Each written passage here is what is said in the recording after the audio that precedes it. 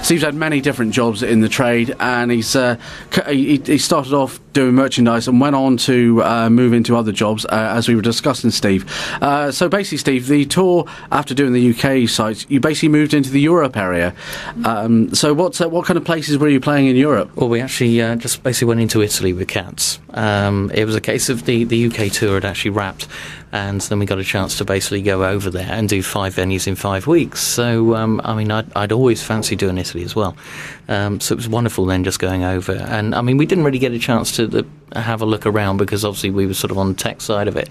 The cast, we're very, very lucky in the fact of we had sort of 6-show weeks. So they could go off and do sort of Pompeii, they could do Venice. But we literally were just sort of moving. Bear in mind the size of the show, we were actually on 8 lorries, 8 40-footers. So it's quite an immense show to get around. And we'd been doing it where we'd been in a venue for 2 weeks, 3 weeks in the UK. And then suddenly we had to, the same amount of crew members, basically get this show around on a weekly basis. So it took a bit of time to sort of get everything around. But it was nice because we did sort of Trieste, which is a beautiful, beautiful venue. Very sort of open. It's all basically raw boxes and then stalls, which is the bottom ground level. But it absolutely sort of ornate. So, you had this beautiful sort of skyline ceiling, which had been painted. And then they'd put sort of fibre optics through the roof. So it gave this whole sort of like the sky at night sort of effect. So that was beautiful. And then we sort of did Florence, which was an outside gig. So it was then sort of quite nice trying something else, given that sort of festival feel as well. We did Milan as well. So it was some great venues in Italy, really. Was there ever a problem with the language barrier? I know a lot of other countries can speak English, or they know English anyway, but did you ever come across any barrier problems? No, it was actually because the whole tour had been sort of booked on the fact of it was the West End version coming over to Italy. They'd had Italian versions of Cats there before, but the whole sort of selling point was the fact of it was going to be the London production, basically. Yeah. So it did very, very well over there. We sold we could have done more time again.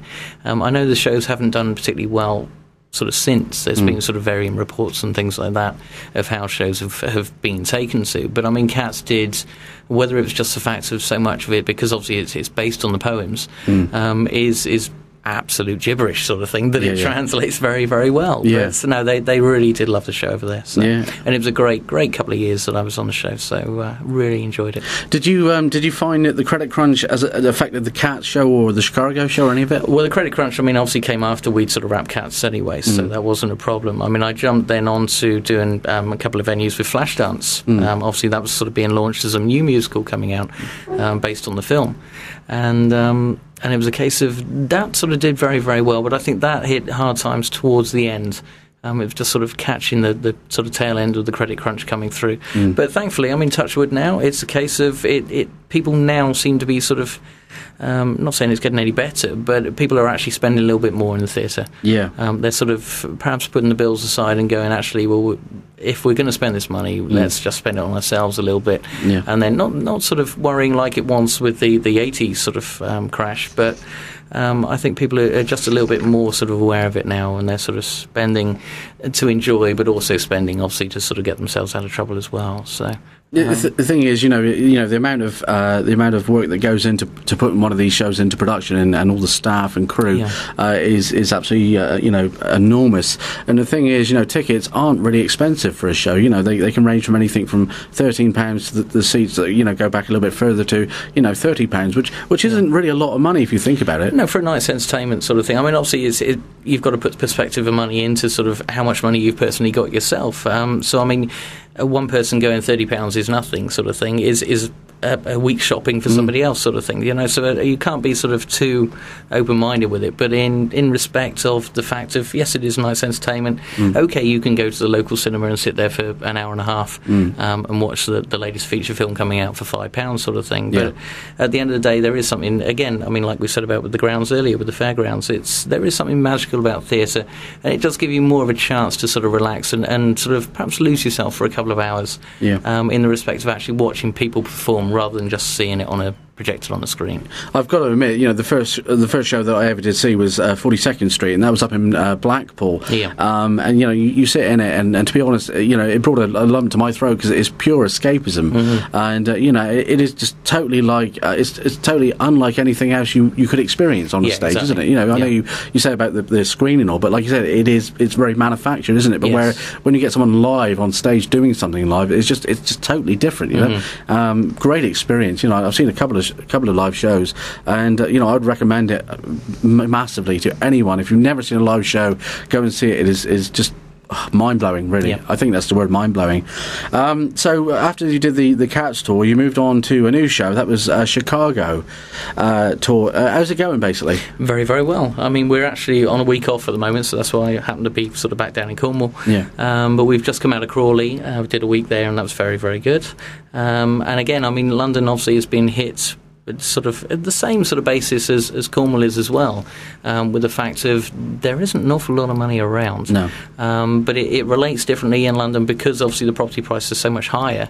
It translates across the board, so it's very much the same. Even though London money is sort of without being funny, a little bit is worth more than Cornwall money. I mean, me being a Cornish boy, I know all about it. It's a case of people are just as skint up there as they necessarily would be down here. Sure. So that people do sort of scrape together the ticket price, but wouldn't necessarily sort of come out and have the whole evening and have the sort of drinks on the bar and the meal and the bits and pieces, But we were very well received, and like I said, we've got a week out at the moment, and then we open in Manchester for 2 weeks. Yeah.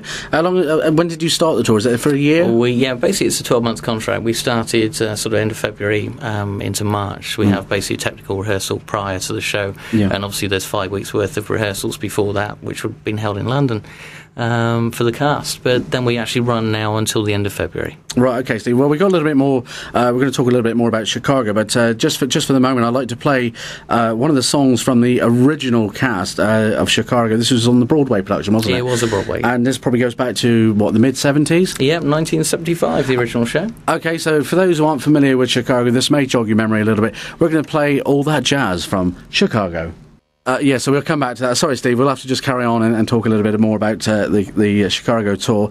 So you've done, like I said, various jobs in the production. Could you tell us a little bit about what you've been up to?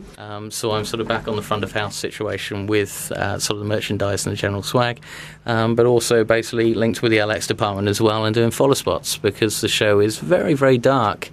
So it's a case of a lot of the lighting. I mean, even though we've got a hell of a lot of lighting, a lot of it actually sort of comes from the follow spots at the front of the house.